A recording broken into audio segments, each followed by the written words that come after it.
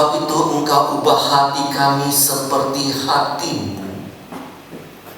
Ubah mata kami seperti mata-Mu. Ubahlah tangan kami, kaki kami seperti tangan dan kaki-Mu. Ubahlah konsep yang ada di dalam paradigma pikiran dan hati kami boleh seperti paradigma Allah. Bapa di surga, itulah kerinduan kami ya Tuhan. Kami ingin seperti Engkau.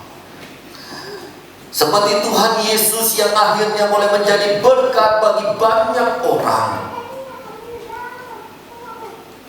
Become the useful Christian. Itu juga kerinduan kami. Itulah tema kami tahun ini Tuhan. Biar kami sungguh-sungguh berguna bagi orang lain. Bentuk kami terlebih dahulu Tuhan. Di saat-saat seperti ini. Diajarkan kebenaran-Mu seperti saat-saat ini. Kami siap seperti Maria Tuhan, yang duduk diam di bawah kaki-Mu, mau dibentuk oleh kebenaran-Mu, supaya hati kami sama seperti hati-Mu, hati Engkau. Pikiran kami boleh sama seperti pikiran-Mu. Jauhkan daripada yang jahat Tuhan. Kami siap mendengarkan sabda-Mu. Di dalam nama Tuhan Yesus Kristus kami berdoa. Amin. Silakan duduk saudara yang dikasih Tuhan. Shalom, selamat pagi jemaatku dan sahabat-sahabatku yang ada di sini maupun yang ada di mana, yang saat ini ikut online. Bagaimana kabarnya? Bagaimana kabarnya? Luar biasa. Ya, pendeta doakan semua dalam kondisi yang baik, walaupun ada tantangannya, ada masalahnya di dalam pandemi ini. Amin. Baik saudara, pada hari ini kita kembali kepada tema kita tahun ini, yaitu Become Useful Christian. Menjadi orang yang berguna, menjadi orang yang berguna. Dalam hal apa? Kita akan belajar dalam hal menasehati. Baik, saudara, mari kita baca firman Tuhan terlebih dahulu di dalam 1 Tesalonika 5:11-15. Saya akan membacakan, jemaat boleh membacanya bersama-sama juga. Karena itu nasihatilah seorang akan yang lain dan saling membangunlah kamu seperti yang memang kamu lakukan.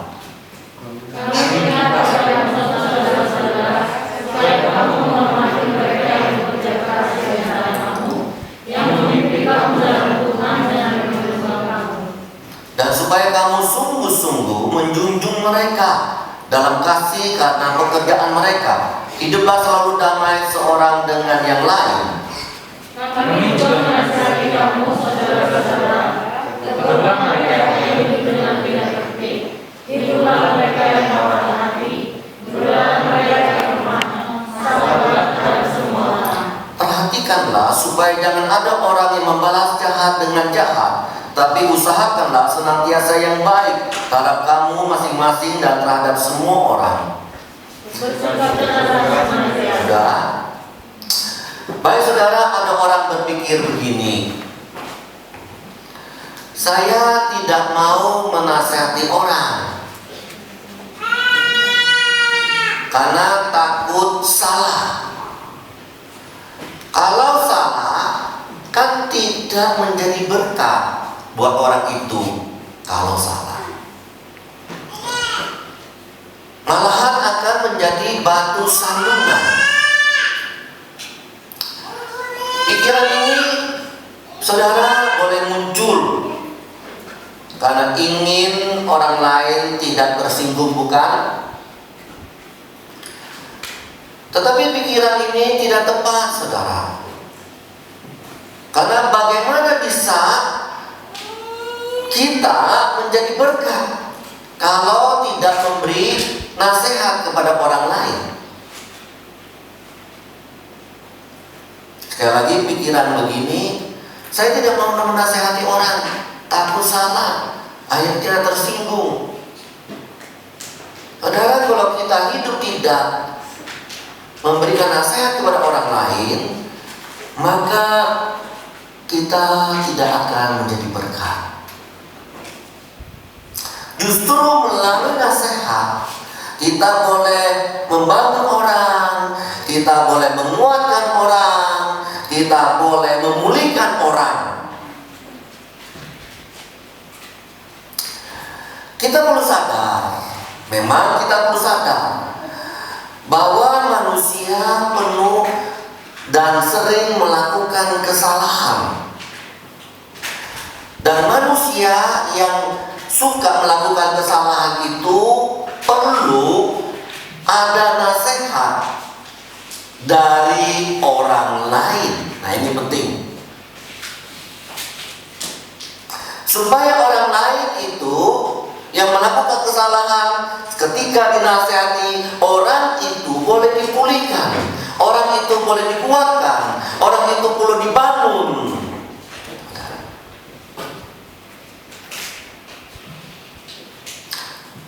Sekali lagi, orang yang sudah salah, orang yang jatuh, bisa lebih baik, bisa terbangun, bisa terpulihkan. Karena apa? Karena ada nasihat dari sahabat-sahabatnya. Kalau tidak ada nasihat, kasihan bukan? Mereka terus dalam kesalahan, kesalahan demi kesalahan, dan kesalahan demi kesalahan, dan akan lebih dalam masuk di dalam kesalahan itu. Ketika kita tahu, apakah kita membiarkan demi supaya dia tidak tersinggung, demi supaya saya tidak salah? Apakah itu orang yang bijak dan baik di mata Tuhan?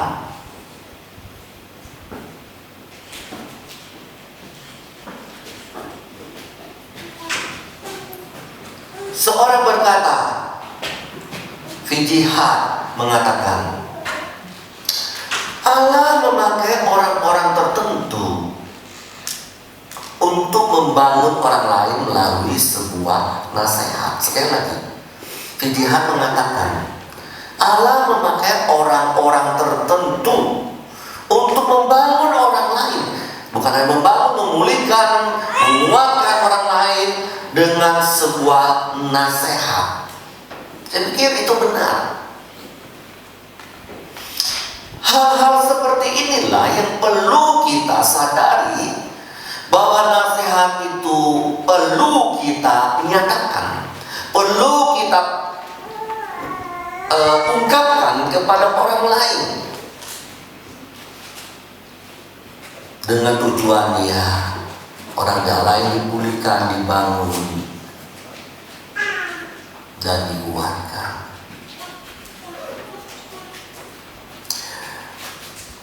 Sekali lagi, oleh sebab itu memberi nasihat itu perlu. Jangan takut, jangan takut. Sekali lagi, memberi nasihat jangan takut. Oke, kita sama-sama mengatakan amin. Oke, memberi nasihat itu jangan takut. 1, 2, 3. Memberi nasihat itu jangan takut. Sekali lagi, 1, 2, 3. Memberi nasihat itu jangan takut. Amin. Kalau amin, konsep yang tadi itu kita takut, tersinggung orang lain, salah, itu sudah konsep yang dibuang. Baik saudara, Rasul Paulus memberikan suatu perintah kepada jemaat di Tesalonika. Untuk apa? Saling menasehati, supaya tujuannya adalah saling membangun. Ayat 15, ayat 11. 1 Tesalonika pasal 5 ayat 11. Karena itu nasihatilah seorang akan yang lain dan saling membangun kamu seperti yang memang kamu lakukan. Ya saudara, saling menasehati, saling memberikan nasihat. Nah ini penting. Ya saudara, nasihat yang kapan kita dapat lontarkan kepada orang lain. Jadi penting. Nasihat waktu kapan kita melontarkan itu kepada orang lain. Ayat 14 nanti baca lagi. Ayat 14, kami juga menasihati kamu, saudara-saudara, tegurlah mereka yang hidup dengan tidak tertib, hiburlah mereka yang tahu hati, belalah mereka yang lemah, sabarlah terhadap semua orang. Saudara, dikatakan kita memberi nasihat kepada siapa? Mereka yang tidak tertib hidupnya, tidak tertib. Ya, saudara. Coba kita lihat 2 Tesalonika 3 ayat 11. Kami katakan ini karena kami dengar bahwa ada orang yang tidak tertib hidupnya dan tidak bekerja, melainkan sibuk dengan hal-hal yang tidak berguna. Sekali lagi di dalam dalam jemaat Tesalonika, Rasul Paulus melihat bahwa ada orang-orang yang tidak tertib di dalam hidupnya, sehingga Rasul Paulus mengatakan kepada jemaat-jemaat di sana, kamu saling menasihati bagi mereka yang tidak tertib. Saudara yang dikasihi Tuhan, mari kita lihat apa arti tidak tertib. Tidak tertib itu adalah tidak menjalankan sesuai dengan peraturan yang ada. Itu tidak tertib. Sekali lagi, tidak tertib itu adalah tidak sesuai menjalankan peraturan yang ada. Ingat, manusia sekali lagi cenderung tidak tertib. Ya kan, tidak.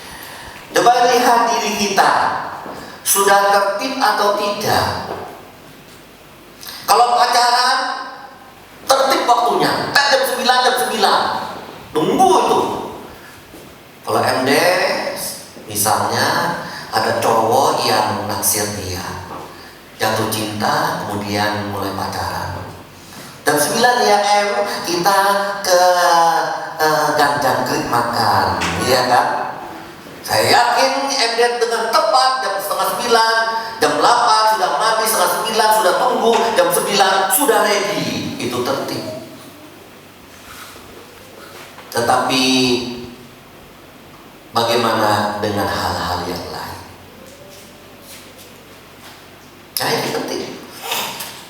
Kita manusia sekali lagi cenderung tidak tertib. Jujur, ayo jujur. Ya, toh. Biasanya tidak tertib. Ya.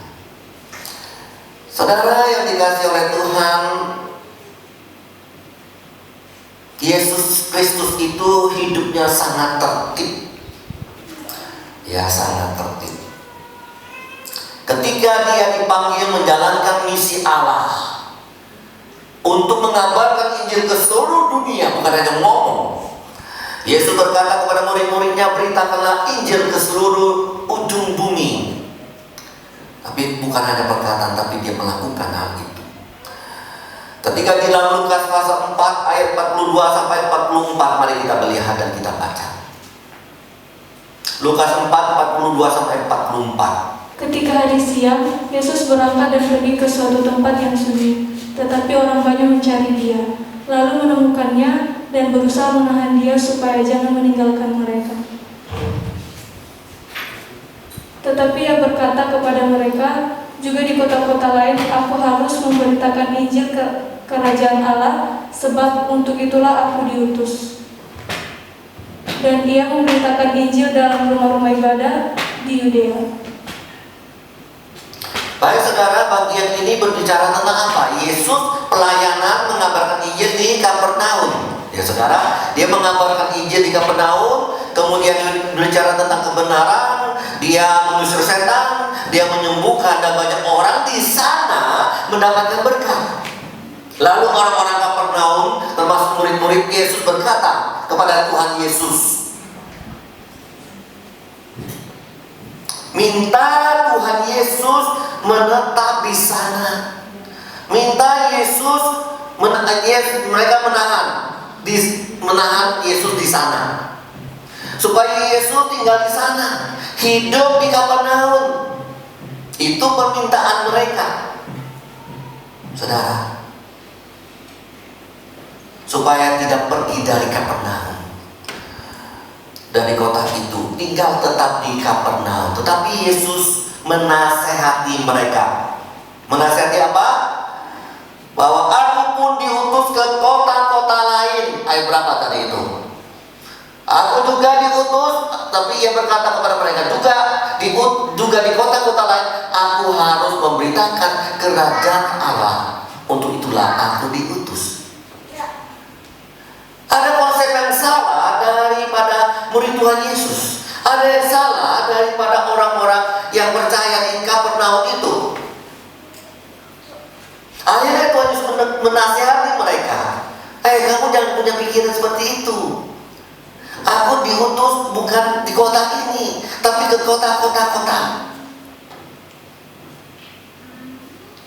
Dengan kata lain, kalimat Tuhan Yesus, aku pergi ke kota-kota, itulah tugas aku. Aku pun itu diutus. Artinya, aku juga menasihati kamu supaya kamu juga pergi ke kota-kota untuk memberitakan Injil itu. Sekaligus Tuhan menasihati mereka dalam satu kalimat mengandung dua nasihat itu. Saudara yang dikasih Tuhan, ini penting sekali. Yesus pun menasihati banyak orang. Kemudian dalam Kisah pasal 5 ayat 1 sampai seterusnya, di mana Petrus menasehati akan Ananias dan Safira untuk memberikan perpuluhan. Petrus berkata, Safira dan Ananias, benarkah engkau sudah bawa di depan Allah ini perpuluhanmu? Coba engkau lakukan perpuluhan itu. Rasul Petrus pun menasihati orang-orang di dalam kehidupannya. Kenapa? Karena kita hidup sering tidak tertib. Tidak tertib dalam hal apa? Dalam hal pelayanan. Tidak tertib dalam hal apa? Studi. Masuknya jam 9 kita masuknya kuliah jam 9, kita masuknya datang jam 9.30, belum jalan kaki ke kelas. Saya sebagai dosen kadang-kadang marah dengan mahasiswa yang seperti ini.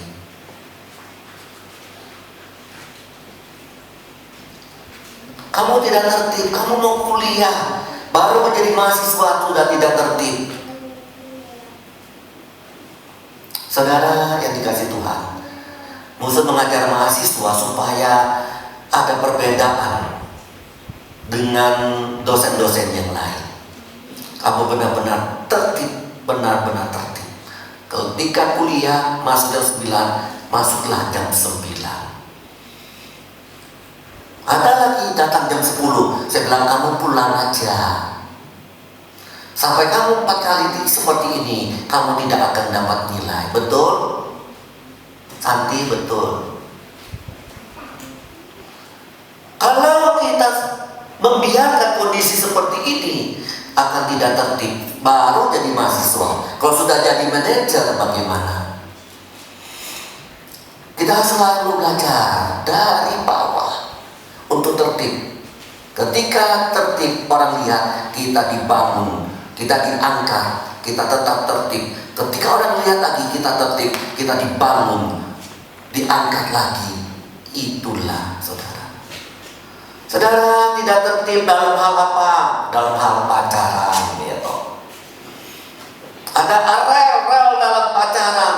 Mereka langgar rel-rel pacaran itu demi suatu kesenangan. Tidak tertib dalam hal apa? Doa. Tidak tertib dalam hal apa? Persekutuan. Tidak tertib dalam ibadah. Tidak tertib dalam keluarga. Ibadah kandang saudara ibadah datang hari ini, minggu depan nggak datang, minggu depannya nggak datang. Padahal itu bisa diatur. Tidak menyinggung jemaat dan sahabat-sahabatku dimanapun berada, tidak menyinggung. Coba kita lihat tertib atau tidak ibadah kita.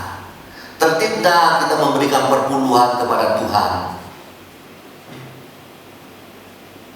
Hari ini kita kasih 10, bulan depan kita tidak kasih, bulan depannya 5%, bulan depannya 7%, bulan depannya kita tidak kasih. Kalau kita melihat orang-orang seperti ini, apakah kita membiarkannya? Akhirnya mereka salah dan salah dan salah. Dan orang-orang seperti ini perlu dinasehati. Sekali lagi, orang-orang seperti ini perlu dinasehatin. Siapa yang menasehati? Kita semua tahu jika ada orang lain yang tidak tertib. Jadi orang yang tidak tertib kita tahu, mari kita nasehati. Ada orang bilang, jangan saya dah. Kalau dia seperti itu, jangan saya dah menasehati. Biar pendeta saja yang nasehatin. Saya mau tanya, adakah Rasul Paulus berkata, hai jemaat-jemaat yang tidak tertib, biarlah pendetamu, hamba Tuhanmu yang menasehati? Tidak kan kalimat ini, melainkan kalimat yang dikatakan oleh Rasul Paulus ketika mereka yang tidak tertib, hendaklah kamu saling menasehati akan seorang yang lain. Berarti kamu menasihati dia, kamu menasihati dia, kamu menasihati dia.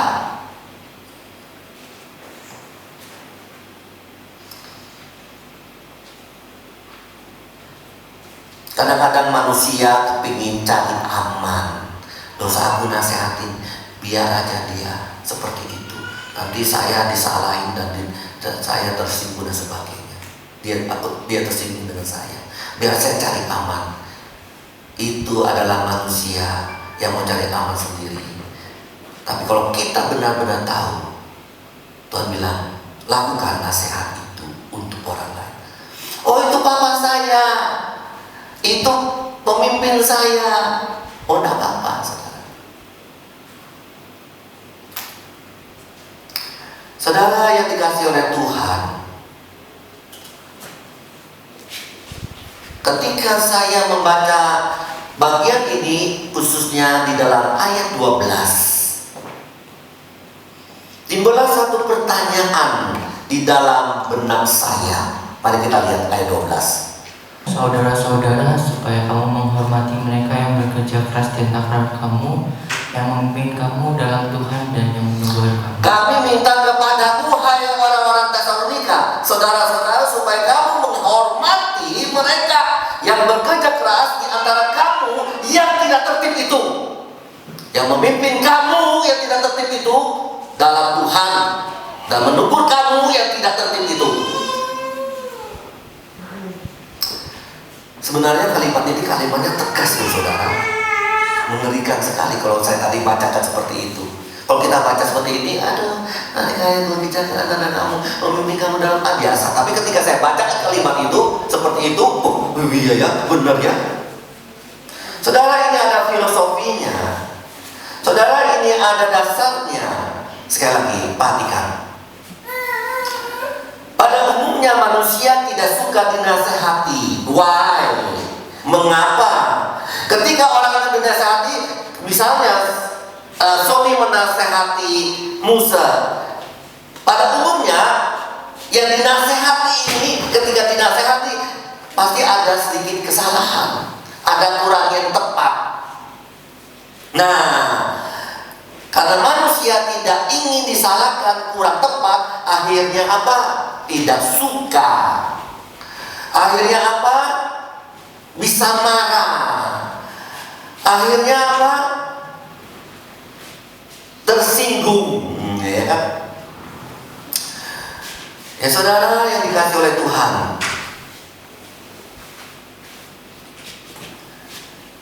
memang saudara, sekali lagi, ketika kita menasihati orang, ada resiko, ada resiko.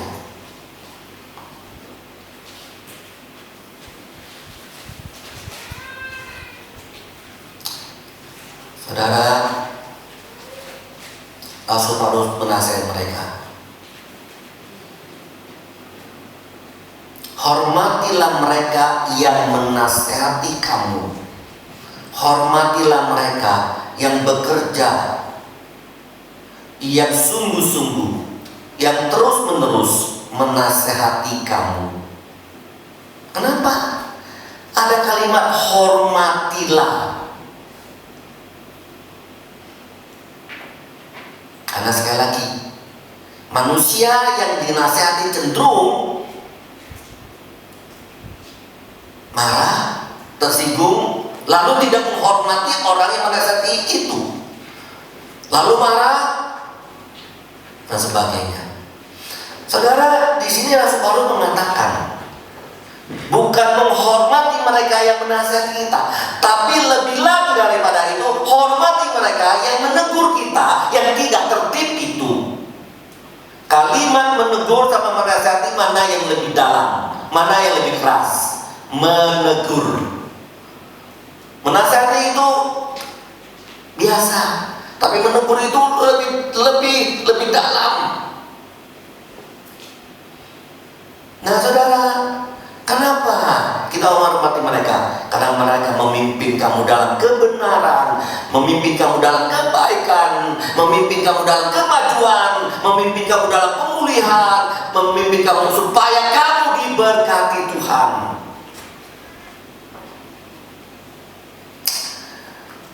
Saudara, contohnya Nathan kepada Daud. Ketika Daud berdosa,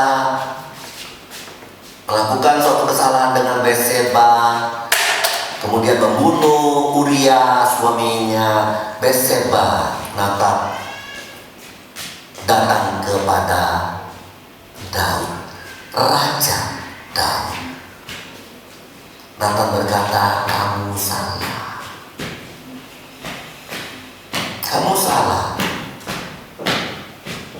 Akhirnya apa saudara? Daud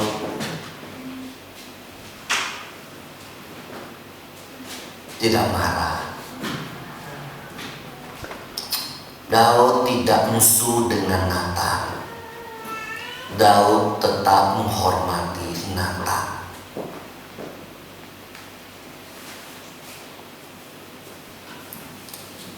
Akhirnya Daud selalu berminta nasihat dari Nathan. Akhirnya Daud menjadi raja yang terbesar, yang diberkati Tuhan di antara raja-raja Israel. Saudara yang dikasihi oleh Tuhan, Yesus menasehati orang-orang Farisi, ahli-ahli Taurat dan pemuka-pemuka agama, betul? Bukan hanya menasehati, tapi menegur mereka. Hai, engkau adalah keturunan ular budak, ya kan? Sudah nasihat dan didengar, buat pakai teguran. Saudara, tapi mereka tidak suka, marah sama Tuhan Yesus, benci sama Tuhan Yesus. Tuhan padahal memberi nasihat, karena kamu salah, kamu tidak integritas, kamu tidak punya dedikasi, luar dan dalammu tidak sama. Ya memang itu tugas Tuhan Yesus, bukan? Memberitakan kebenaran, yang salah dibetulkan, konsep yang salah dinasehatin. Ya, ketika memang ada yang terima, ada yang tidak terima. Akhirnya apa? Yesus dibenci, dimusuhi. Ya, Yesus terima resiko itu. Terima Yesus resiko itu, saudara. Saudara yang dikasihi Tuhan, saya barusan pendeta, barusan dalam 2 bulan ini ada orang yang minta bantuan kepada saya. Pak Pendeta, boleh minta bantuan enggak? Kira-kira misalnya 1 juta. Ya dah, nanti saya akan bantu.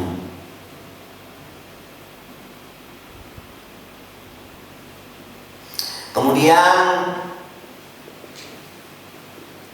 dia bilang, Pak Pendeta, ini loh, ada barangnya sudah. Boleh bantu enggak? Oh ya, pasti saya bantu. Saya bilang, saya kasih 1/4 ya. Marah dia. Saya kira kasih semua, Pak Pendeta. Oh ya, terima kasih. 2 minggu tidak ngomong. Terus dia panggil orang lain. Orang lain suruh nagih, saya ambil 1/4 itu. Suruh orang nagih. Bukan dia yang minta langsung ambil barangnya 1/4 itu. Suruh orang nagih saya. Orang itu berkata, saya disuruh orang itu untuk nagih 1/4 itu. Ambil barang itu. Saya berkata kepada orang itu, kalau bukan orang itu sendiri yang minta atau menyuruh atau memberitahu kepada saya untuk kamu ambilkan, saya tidak akan kasih uang itu. Tolong sampaikan kepada orang itu ya. Orang itu sampaikan, orang ini yang minta bantuan telepon saya. Saya bilang, Pak, karena saya adalah orang pengajar, pendidik, seorang pendeta yang selalu mengayomi, mendidik orang lain. Pak, saya kira apa yang Bapak lakukan itu kurang baik. Kalau memang Bapak minta bantuan, kau suruh orang lain bagi saya, kenapa Bapak tidak datang sendiri? Ngomong ke saya supaya orang itu ngomong ke saya, nanti orang itu ambil ya dananya. Saya, Pak, kalau seperti itu kurang baik, kurang beretika. Sampai hari ini saya tidak diajak ngomong. Ketemu dengan dia langsung buang muka sampai detik ini. Kenapa?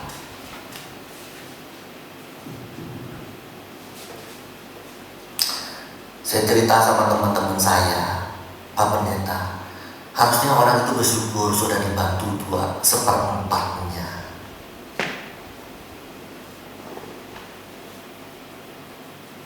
Dan itu tidak memusuhi engkau. Dan itu artinya tidak berterima kasih.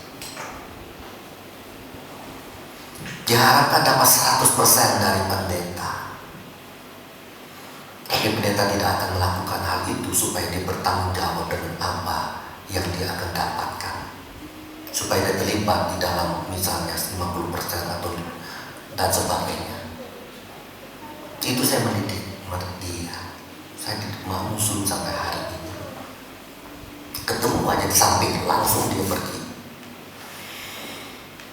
Tidak apa-apa, saudara. Itu resiko kita ketika menasihati orang lain. Saya sering menasihati anak saya sering menasihati istri saya, menasihati orang lain. Saya menasihati Dorci bersama di rumah. Tanya Dorci. Saudara yang dikasih oleh Tuhan, sekali lagi, jika kita dinasehati orang, baik hamba Tuhan, baik pendeta, baik orang tua, baik guru, baik sahabat, terimalah. Kasihlah mereka. Ini penting. Jangan musuhin mereka, jangan marah dengan mereka. Ingat, Tuhan bisa memakai sahabat kita, orang lain. Tuhan bisa memakai guru kita, dosen, untuk memulihkan kita. Sering terlambat kuliah. Mau jadi apa? Saya ingatkan, anak saya paling sering saya marahin seperti itu. Ketawa sekarang ketika saya katakan seperti itu.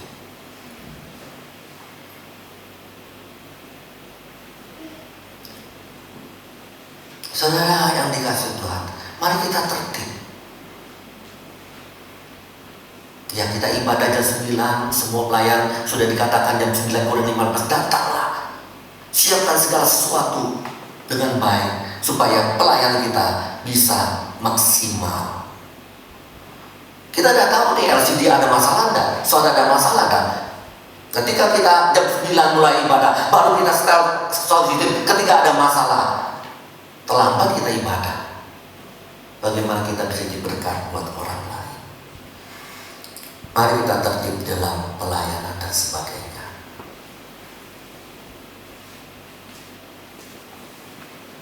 Ada satu kalimat yang penting.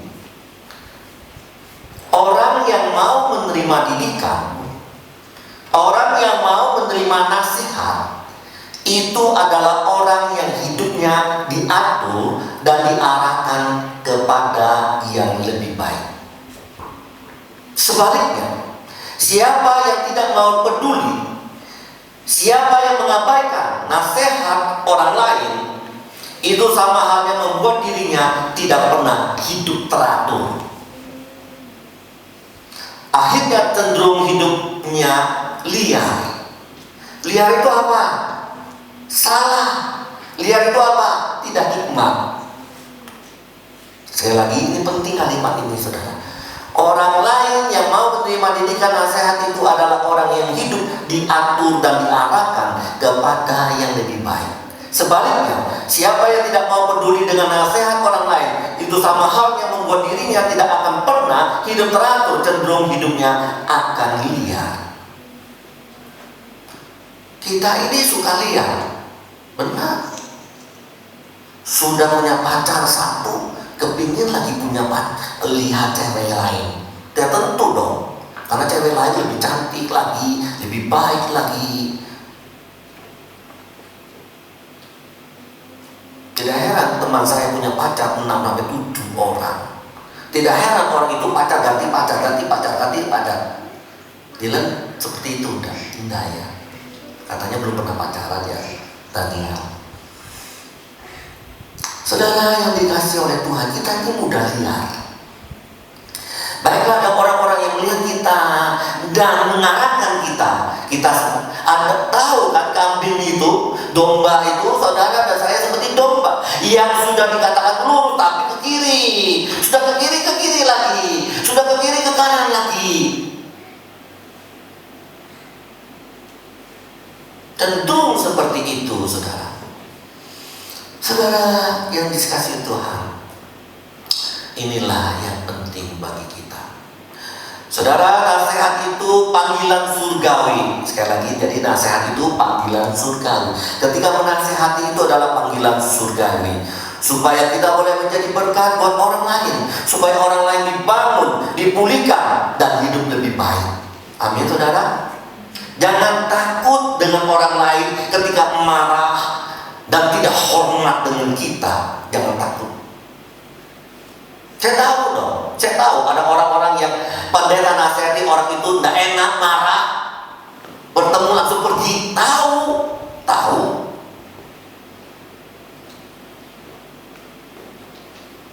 Tapi jangan takut, saudara.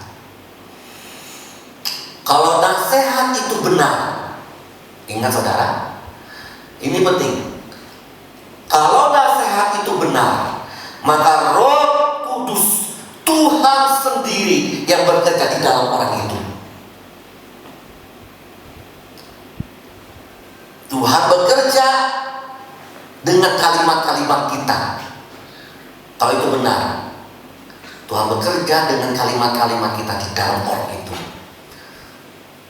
Orang itu yang memusuhi kita, dan orang itu yang akan nantinya menghormati kita. Percayalah 100%.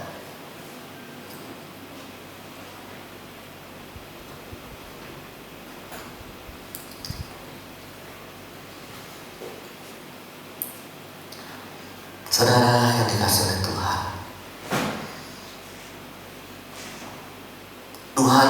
kalau benar nasihat kita itu benar, Tuhan tidak biarkan kita direndahkan.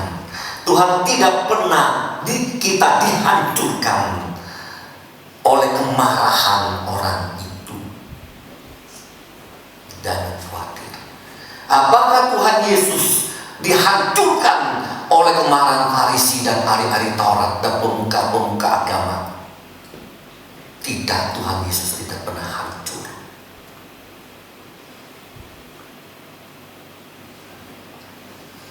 Malahan orang berkata, dia adalah Mesias, anak Allah, dan dia benar-benar Tuhan dulunya. Sebelum itu dalam waktu berapa jam saja memuja marah-marah dengan Tuhan Yesus. Dalam waktu saja, menit saja berubah menghormati, memuji Yesus.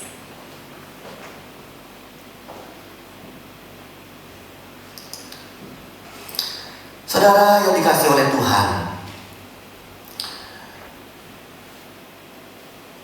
kita tidak akan dibiarkan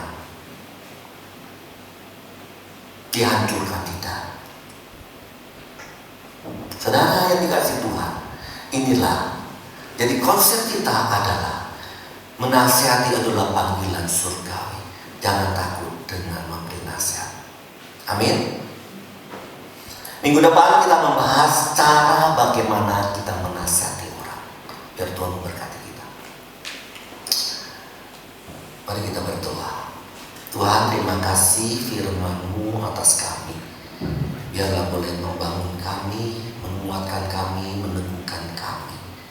Ya Tuhan, Engkau Allah yang baik, maka Engkau akan menolong kami boleh menjadi berkat buat orang lain dengan cara menasehati. Tuhan, kami sering untuk mencari aman, akhirnya kami tidak menjadi berkat. Berikan kami keberanian untuk orang-orang yang tidak tertib, kami boleh berani memberikan nasihat, bahkan teguran. Mari Tuhan, Engkau menopang kami, karena memang ada orang yang tidak suka dan marah dan membenci. Tetapi biar kami seperti Tuhan Yesus, tidak membenci mereka, tidak marah dengan mereka. Kebenaran yang kami katakan itu Engkau bekerja di dalam orang itu. Terima kasih Tuhan, Engkau baik. Kami bersyukur di dalam nama